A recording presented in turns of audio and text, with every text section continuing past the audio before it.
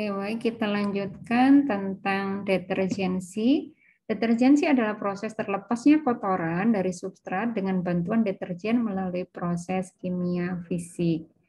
Nah, deterjen adalah dapat memudahkan kotoran padat itu terlepas dari substrat melalui proses pembasahan. Surfaktan akan terabsorpsi pada kotoran dan substrat akan menurunkan tegangan permukaan larutan. Tegangan antarmuka substrat larutan dan tegangan antarmuka kotoran larutan. Jadi ada tegangan permukaan larutan, kemudian tegangan antarmuka substrat dan larutan, dan tegangan antarmuka kotoran dan larutan. Sehingga pembahasan terjadi secara spontan. Hal ini dapat dijelaskan dengan persamaan berikut, di mana S adalah substrat, kemudian L adalah cairan atau larutan pencuci, O-nya kita simbolkan untuk kotoran, kemudian S per L adalah koefisien penyebaran cairan pada substrat, dan koefisien penyebaran cairan pada kotoran. Jadi ada cepatnya penyebaran cairan pada substrat dan pada kotoran. Jadi kalau pada detergensi substrat ini yang dimaksud adalah kainnya ya. Kainnya itu kemudian pada kotoran yang menempel pada kain tersebut. Bila ditinjau dari kerja adhesi antara substrat dan kotoran, maka dengan adanya surfaktan, maka tegangan antar muka kotoran dan cairan dan tegangan antar muka substrat cairan akan rendah, sehingga kerja adhesi itu adalah gaya yang tak sejenis ya, substrat kotoran akan menurun. Kerja adhesi substrat kotoran dapat dilihat seperti persamaan berikut. W ini adalah kerja adhesi substrat kotoran, kemudian DL adalah tegangan antarmuka kotoran dan cairan, kemudian SL adalah tegangan antarmuka substrat cairan, yang ini SD ini tegangan antarmuka substrat dan kotoran. Kita lihat di gambar berikut ini, substratnya ini kita umpamakan. Di sini gambar ini adalah pada kata kain ya, pada tekstilnya. Kotoran yang membentuk sudut kontak dengan substrat kecil dari 90 derajat lebih susah dilepaskan atau digulung dari kotoran yang membentuk sudut kontak besar seperti terlihat pada gambar berikut. Jadi proses penggulungan kotoran sudut kontaknya jika lebih besar dari 90 derajat dan sudut kontaknya kurang dari 90 derajat. Ya, maka manakah yang lebih mudah dilepaskan? Tentu yang bagian A, yang mudah dilepaskan dari substrat kain. Nah, banyak faktor yang mempengaruhi detergensi seperti sifat substrat, ada substrat kasar, halus, dan berpori. Selain itu, sifat kotoran yang menempel pada substrat, kotoran polar atau non-polar. Oke, kita lanjutkan tentang detergensi. Banyak faktor yang mempengaruhi detergensi seperti sifat substrat, ada substrat kasar, halus, dan berpori. Selain itu, sifat kotoran yang menempel pada substrat, kotoran polar atau non-polar, cair atau padat seperti ikatan antara kotoran dan substrat, ikatan hidrogen, ikatan minyak, gaya mekanik, gaya listrik, dan lain-lain. Susunan larutan pencuci dan gaya mekanik juga ikut mempengaruhi detergensi. Nah, kemudian peran surfaktan pada detergensi. Peran surfaktan dalam proses detergensi adalah meningkatkan pembasahan, menurunkan kerja adhesi kotoran substrat, meningkatkan sudut kontak kotoran substrat, dan mencegah pengendapan kembali kotoran yang sudah terlepas. Hubungan kerja adhesi dengan tegangan permukaan dinyatakan dengan persamaan berikut. Jadi kalau kerja adhesinya, adhesi ini berarti adalah kayak tarik antar yang tak sejenis ya, adhesi. Kalau yang sejenis kan kohesi. Jadi tak sejenisnya itu nanti diperlemah, berarti di situ ada kotoran dan substrat, artinya pada bagian yang tidak sama ya. Jadi adhesi kayak tariknya antara kotoran dengan substratnya itu diperkecil oleh surfaktan ya. Dengan adanya surfaktan kita bayangkan surfaktan itu misalnya adalah deterjen contohnya ya, peran surfaktan pada detergensi. Nah, misalnya dengan itu bisa menekan gaya adhesi atau tarik menarik antara kotoran dengan tekstil, maka itu akan meningkatkan kerja surfaktan. Artinya surfaktannya bisa bekerja dengan baik.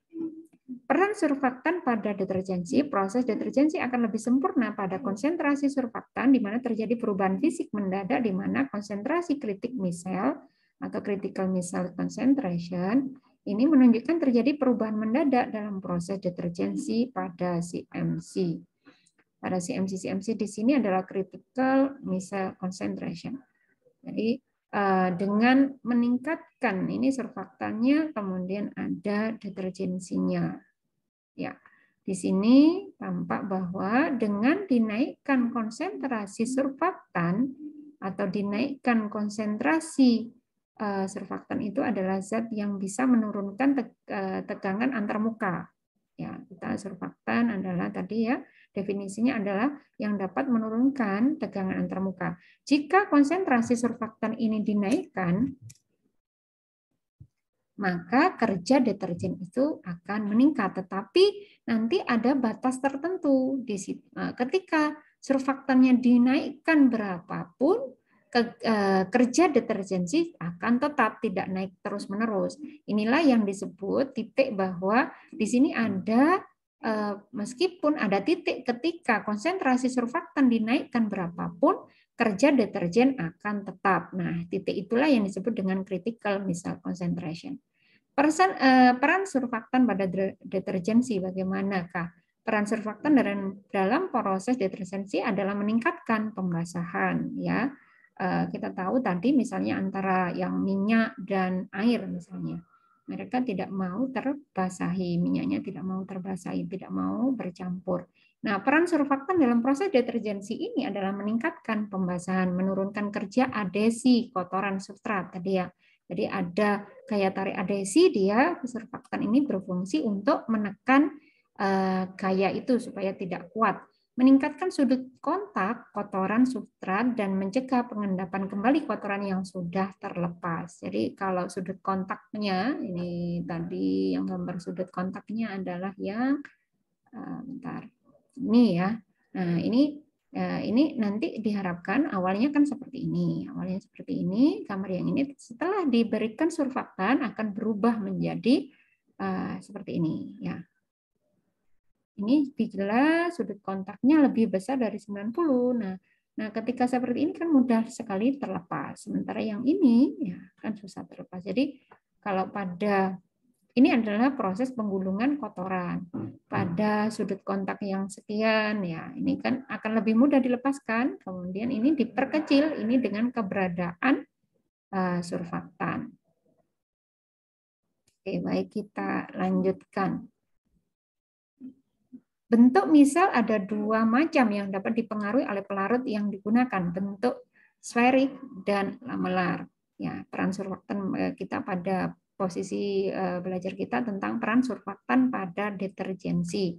Terjadi pada konsentrasi surfaktan 10 kali CMC seperti digambarkan pada gambar 7.8.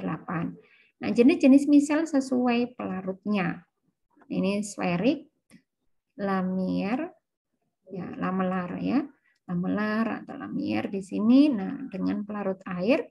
Kemudian yang ini kecil, kemudian ini rapat pelarut non polar. Jadi pada pelarut air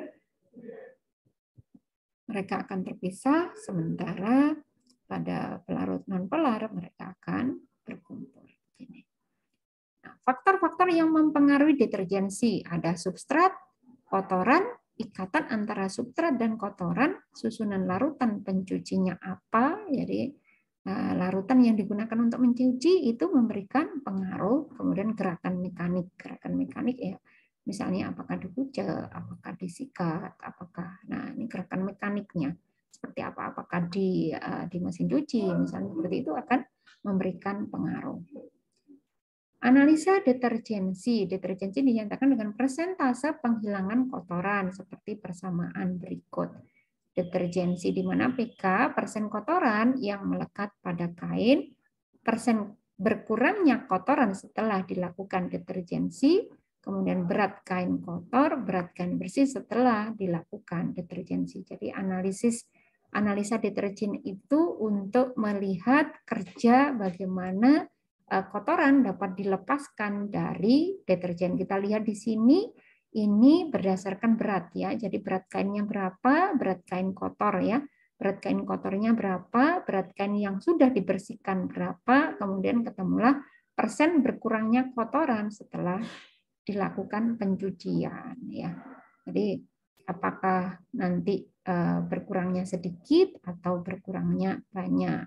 Nah, berat kain kotor, nah, dikurangi berat kain bersih, maka akan muncullah nilai berapakah kotoran yang menempel kan gitu ya. Nah, ya. Kemudian ada emulsifikasi. Emulsi adalah koloid dispersi cair dalam cair, dan emulsi terbentuk dari dua zat cair yang tidak saling bercampur. Jadi misalnya apa? Kalau pada santan itu ada terdispersinya dan ada pendispersinya, kemudian ada emulsinya, ada bentuk emulsinya yang kalau santan sudah bentuk emulsinya. Tetapi ketika kita melihat misalnya santan yang dimasak sampai mendidih sekali ya, nah itu akan terlihat terpisah. Mana bagian yang nonpolar atau lemaknya biasanya ada di bagian atas karena meruahnya itu adalah air, maka mereka akan terpisah. Fase kontinu atau pendispersi atau fase luar, kemudian fase tak kontinu, terdispersi atau fase dalam. Sistem koloid dalam bentuk emulsi ya, ini dalam bentuk emulsinya. Kestabilan emulsi. Faktor yang mempengaruhi kestabilan emulsi antara lain adalah sifat fisik film permukaan, penghalang ruang dan listrik di antara dua tetesan terdispersi, fase terdispersi, viskositas fase kontinu, distribusi ukuran tetesan, rasio volume fase, dan temperatur.